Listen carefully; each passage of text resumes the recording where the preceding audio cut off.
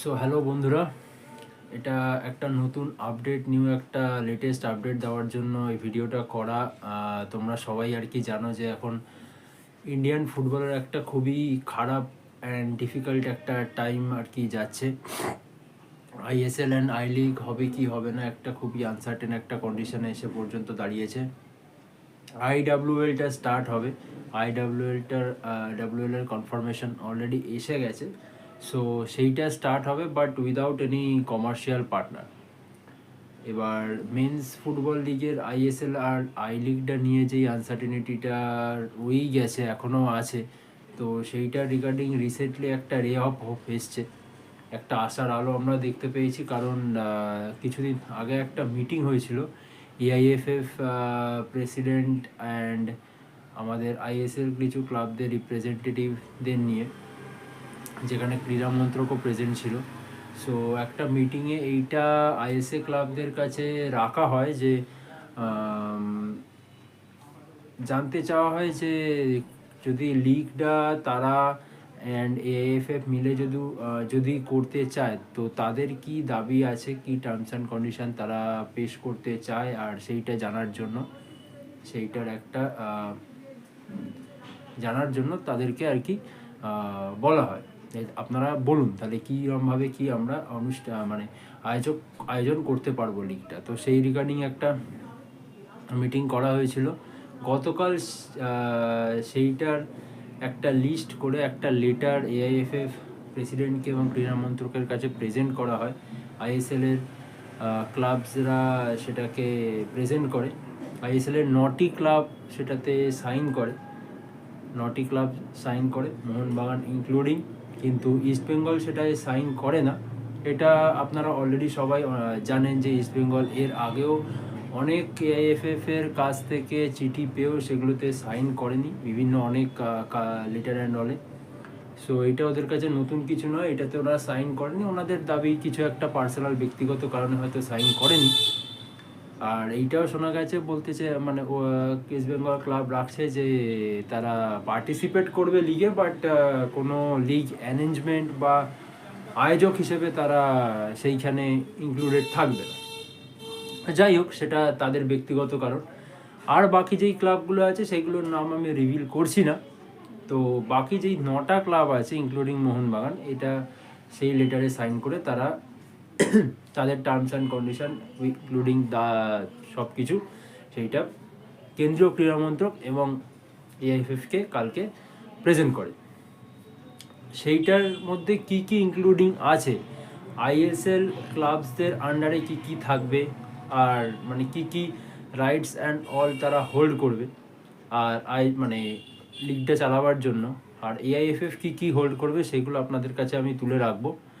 And apart from that,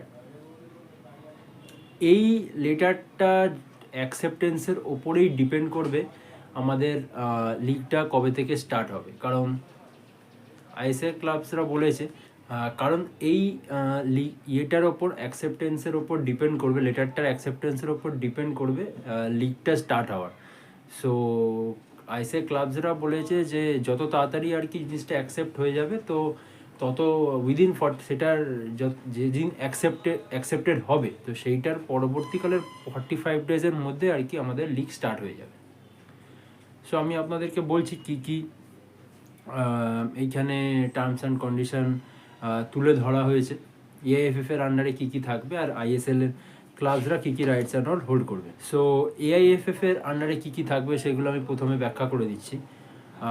referee নিয়োগ করা এবং তাদের ট্রেনিং, নিয়ন্ত্রকে রাখা, club licensing and referee recruitment, এই সব কিছু থাকবে হচ্ছে এআইএফএফ এর আন্ডারে। লিগ স্কেডিউল করা, এটাও থাকবে এআইএফএফ এর আন্ডারে। আর আইএসএ ক্লাবসের আন্ডারে কী কী থাকবে সেটাও আমি আপনাদের কাছে তুলে ধরছি। আইএসএ ক্লাবসরা অ্যাকচুয়ালি লিগটাকে চালাবে, আর বাণিজ্যিক যে ডিসিশন সেইটাও আইএসএ ক্লাবসরাই বহন করবে, আর স্পন্সার্সের দিকটাও আইএসএ ক্লাবসরা দেখবে, প্লাস যে ব্রডকাস্টিং রাইটস আর যে ব্রডকাস্ট হবে সেইটাও আইএসএ ক্লাবসের আন্ডারেই থাকবে, তারাই জিনিসটাকে দেখবে। এছাড়া এই লিগের জন্য একটা আলাদা লিগ কোম্পানি তৈরি করা হবে। এই কোম্পানিতে আইএসএ ক্লাবসের কাছেই থাকবে মেজরিটি শেয়ার, এবং AIFF will hold a special regulatory share. এবং ইন ফিউচার যদি কোনো কমার্শিয়াল পার্টনারও আসে, ইন দ্যাট কেসও ক্লাবদের কাছেই থাকবে লিগ চালাবার ভূমিকাটা। এছাড়া 2025 to 2026 মানে 2025 আর 2026-এর যেই মরশুমটা আছে, যেই স্যালারিটা পেন্ডিং আছে বা পেন্ডিং মানে যাদের যা স্যালারি আছে প্লেয়ার্সদের অ্যান্ড আদার এক্সপেন্সেস যেগুলো যা আছে, সেইগুলো আর কি ক্লাবসরাই দেবে। ক্লাবসরাই দিচ্ছে, মানে দিয়েছে অলরেডি। কোনো প্লেয়ারদের সেই রকম কিছু শোনা যায়নি যে ম্যাক্সিমাম প্লেয়ার্সদের আর কি স্যালারি তারা পে করে দিয়েছে ক্লাবসরা। কারোর কিছু ডিউ স্যালারি নেই যে স্যালারি আটকে আছে কারোর, কিছু কিছু হয়তো আছে, বাট ম্যাক্সিমামদের স্যালারি ক্লিয়ার হয়ে গেছে। ক্লাবসরা সেইটা নিজেদের দিক থেকে মানে লসে থাকা সত্ত্বেও আর কি কিছু কিছু রিজনসের জন্য, কিছু কিছু এক্সপেন্সেস অ্যান্ড অলের জন্য কিছু লসও বহন করতে হয়েছে, বাট কারোর কোনো স্যালারি কিছু আটকে নেই। এবার যেটা আর একটা যেটা ঘটনা 2020 মানে যেটা আর কি one of the main point, 2026 to 2027 থেকে 10 কোটি টাকা করে আইএসএ ক্লাবরা এআইএফএফকে দেবে।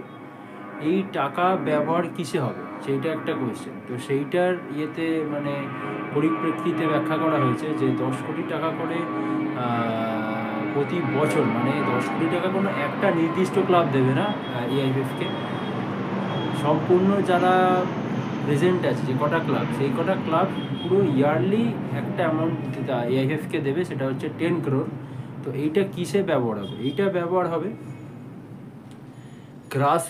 Grassroot and youth football development, referee and coaching development. আর এআইএফকে প্রশাসনিক খরচ হিসেবে এই টাকাটাই আর কি 10 কোটি টাকা করে প্রতি বছর দেওয়া হবে। রেফারি লজিস্টিক্যাল খরচ, ম্যাচের খরচ দেবে আইএসএল, রেফারির যে লজিস্টিক্যাল আর ম্যাচের খরচ সেইগুলো আইএসএল দেবে। এতে কোনো এআইএফের কোনো এতে ভূমিকা থাকবে না। সো এগুলোই কিছু আর কি পয়েন্টস যেগুলো কালকের লেটারে আইএসএ ক্লাবসরা তুলে ধরেছে।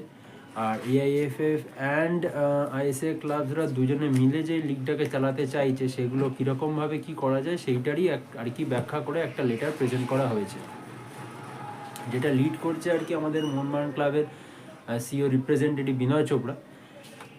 সো দেখা যাক কি নেক্সট আপডেট আসতে চলেছে, কারণ আগামী এজিএম জেনারেল মিটিং যেটা 20 তারিখ মানে আজকে হবে, আজকে হওয়ার কথা আছে, এটা রাখা হয়েছে এই দিন। সেই জন্য আইএসএ ক্লাবগুলি জানিয়েছেন যাতে খুঁটিয়ে দেখা হয় এই যে এই পয়েন্টগুলো তারা রেখেছে এগুলোকে, এবং সুপ্রিম কোর্টে যাতে প্রপারলি এগুলোকে প্রেজেন্ট করা হয়। এআইএফএফ অ্যান্ড কেন্দ্রীয় ক্রীড়া মন্ত্রক যাতে এগুলোর ইম্পর্টেন্সটা বোঝে অ্যান্ড প্রপারলি প্রায়োরিটাইজ করে জিনিসটা কোর্টে বোঝানো হয় একসঙ্গে। আর ক্রীড়া মন্ত্রক অ্যান্ড এআইএফএফ যাতে একসঙ্গে বিষয়টায় কাজ করে, কারণ আইএসএ ক্লাবসরা যারা আছে, কারণ একটা কথা তো শিওর যে সব কিছু একটা শুধু ফুটবল এতে যুক্ত নেই, ফুটবলের সঙ্গে সবার পুরো একটা লাইভলিহুড যুক্ত আছে। এখন আপনি দেখবেন সন্দেশ জিঙ্গান একটা রিসেন্টলি একটা পোস্ট করেছে, তার নিজের ন্যারেটিভ একটা রেখেছে রিগার্ডিং দ্য সিচুয়েশান।